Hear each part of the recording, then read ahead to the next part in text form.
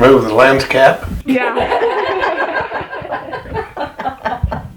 He should get that on. Just the audio. I was just testing the audio. No, Don't worry. it's just.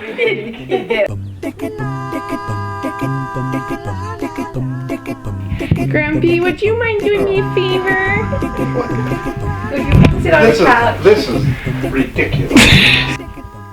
Okay, what are your names? And what is the name of your business? And what is your business? Who are you talking to? Both of you. You're supposed to say my name is. My name is Jim. And this is Pam. How's that? Testicles 1 and 2.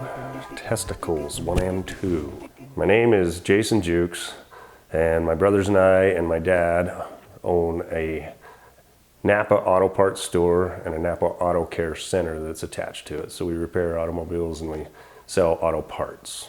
This opportunity came when Derry was out of high school and wanted to be a mechanic. It was just an opportunity for Grandpa to get out of the mine, so we started the business. Well, I remember my dad working in the coal mine from the time I was little to 7th grade. I really didn't see my dad a ton, honestly. Spending a lot of time at work, so he didn't come home a lot, but when he would come home, instantly he had his second job at the farm. What did you do with your family outside of work when your kids were younger? Beat him. What else? The farm. Had our chores, had things we have to do. Had that one. You got done at the store, you went to the farm and worked till dark. Maybe after dark. When I was in 7th grade, he told us he was going to buy our shop. In 1984, he pulled all of his retirement out and got what loan he could. It was a gamble. After he bought the store, same scenario, he'd go to work till 6 o'clock. After work, out to the farm we'd go. I would start working after school. I'd go in and I'd sweep floors and clean and started to learn the business even at 7th grade. It was hard back then because we didn't have a lot of money. I mean, it was tight. And so he would come home and he didn't talk a lot about work. That's not who he is. And he didn't talk a lot about farming other than he liked it and he loved it. But that's how the business kind of came to be. He was just tired of the coal mines. What was the coal mine like? Why was it? Dark. And then in 1993, I got an opportunity to be in a coal mine, which I said I would be a garbage man first. They started getting shorthanded underground for mechanics and electricians. So they basically told me, you're now underground. So the very thing I said I'd never do, I went and did. Coal miners are rough people. It was entertaining a lot. I met a lot of good people and I had a lot of good friends. There was times that it got a little hectic, a little crazy. I remember one specific time I was working on a roof boulder and we had what they call a bounce. It's basically like a seismic event. It'll kind of jolt, feels like an earthquake. And when it did that, the rib pops, and they call it pop, and it blew out. And it buried me up to here. But I had to wait because nobody was around because I'm always fixing it by myself. So finally somebody came around and I had a cap lamp on and I started waving like this. That's the universal sign. You wave your head and it waves your light. That means, come here, I need you. So they started digging into me and they took like 3 or 4 of them and they shoveled and dig and it was nothing wrong. I had scrapes and cuts and whatnot, but little things like that. You'd kind of get a wake-up call every now and again, like, I got a family to take care of. So who knows, if it buries me a little deeper, I don't get out. So that's when I started starting to second guess my choices in life. And I thought, man, if it blows up, it's gonna kill a lot of people. I don't want to be there for that. Even if it didn't kill me, I don't want to be there witnessing that. Tell me more about that. Real dark.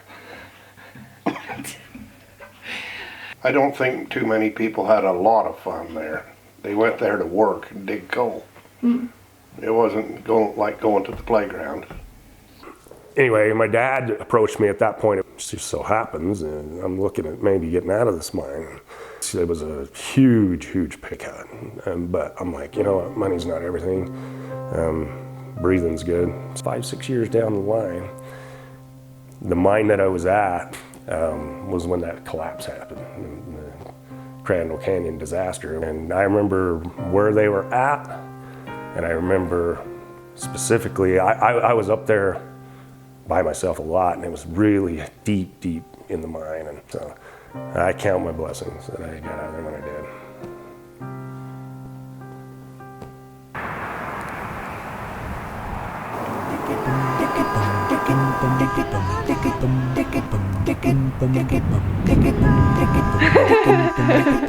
I gotta zoom in on that. I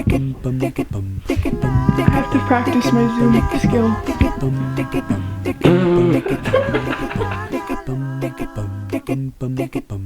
What? Where'd you grow up? I grew up in Orangeville, Utah. And no, we didn't grow oranges.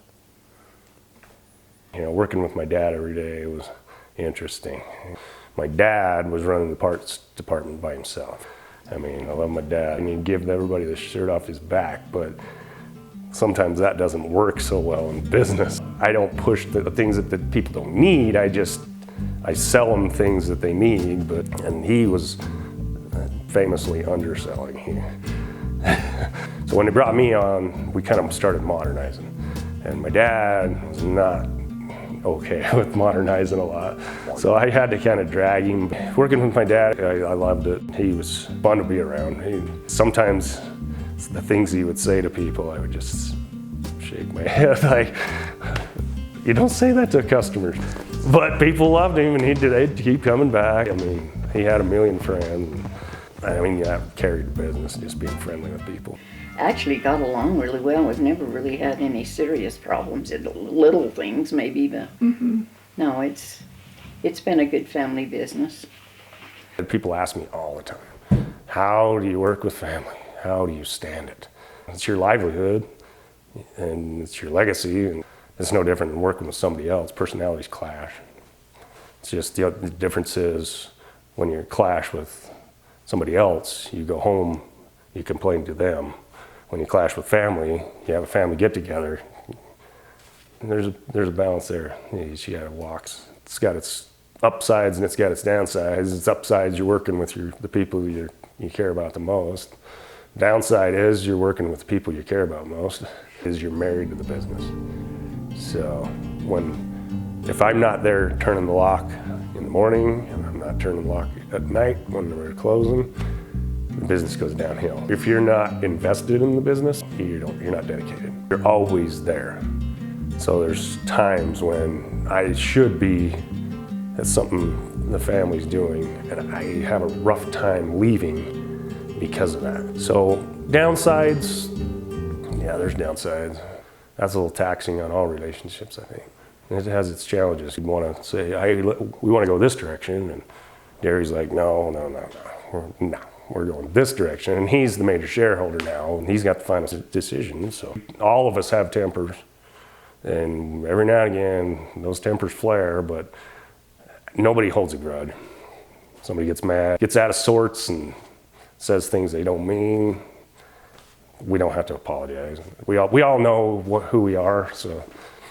But for the most part, we get along great. And the good thing about the way we have our company designed, though, is so my dad and I had run the parts department. Derry, the oldest brother, he was a service writer. Older brother Sean, he's more of a diagnostic guy, super good diagnostic guy, actually. Could have made money, big money, going to dealerships and things, but he didn't. He stuck with us. And Jeremy, my youngest brother, he was more of the heavy parts guy, change out transmissions, clutches, engines. So we all had our areas.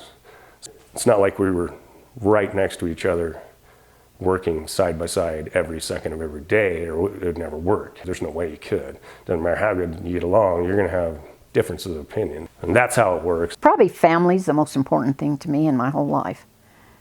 And I'll get teary-eyed and cry if I say too much, but family's important to me. And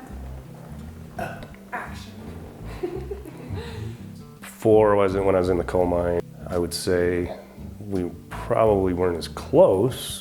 I don't think you're as close as when you see them every single day. Even though you're working, you're talking about your own family. I don't think you would learn that kind of thing without working with them. In that respect, I would say we're closer than most families, especially my dad and my mom. So my mom kept the books forever. She didn't take a wage because she couldn't afford it. I would see my mom every day, I'd see my dad every day, I'd see my 3 brothers every day, and my sister and brother-in-law, and they would come in.